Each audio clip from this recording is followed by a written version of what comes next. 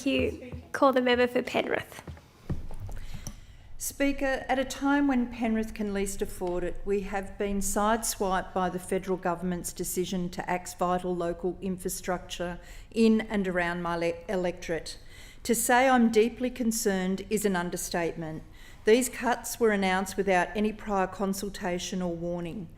Western Sydney has borne the brunt of the cuts, which I find unacceptable given that we are a region with the third largest economy in Australia. Local infrastructure has not kept pace with our rapid growth. As a region, Western Sydney, and Penrith in particular, has done the heavy lifting, taking on more than our share of increased population.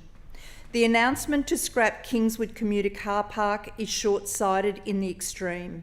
Commuter car parks are an important piece of infrastructure for community to access public transport, as we are heavily dependent on our cars.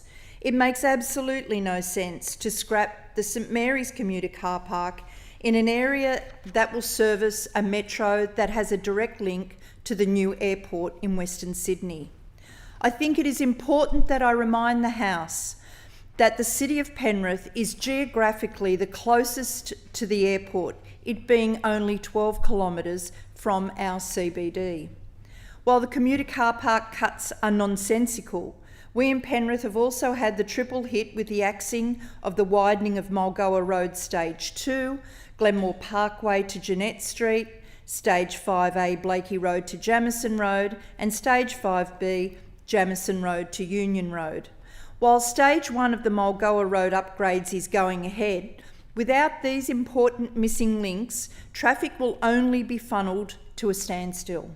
To cut public transport options and then further cut vital road and arterial upgrades, especially to the new airport, will severely impact our city, businesses and investment in our region. When the airport was planned, we were promised that we would have connectivity. It was acknowledged that Western Sydney residents will have some pain, but the promised infrastructure upgrades would go some way to alleviate this.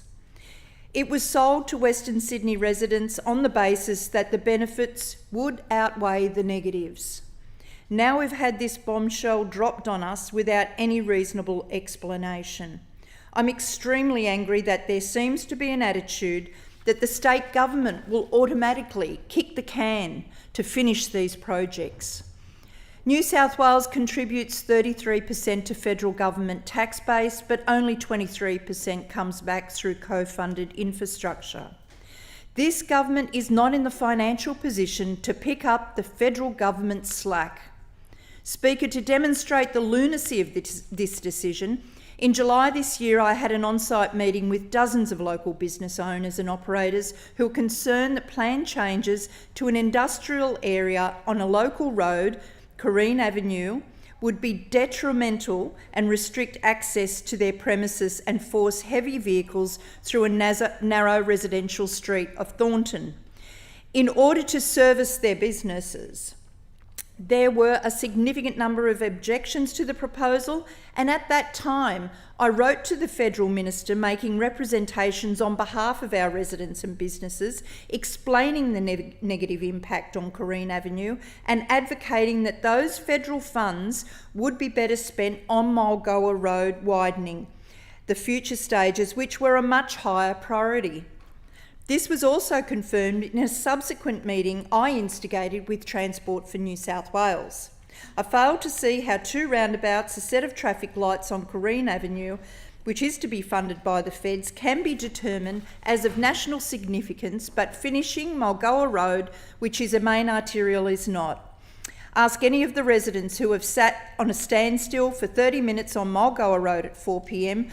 or try and exit M4 off-ramps any time of the day where traffic is dangerously queued into the breakdown lanes trying to exit. This federal review may have well been conducted on a desktop somewhere in Canberra, but I challenge those making the decisions to rethink the announcement, come to my area, come to Penrith, and then explain to us or enlighten us why these cuts are justified.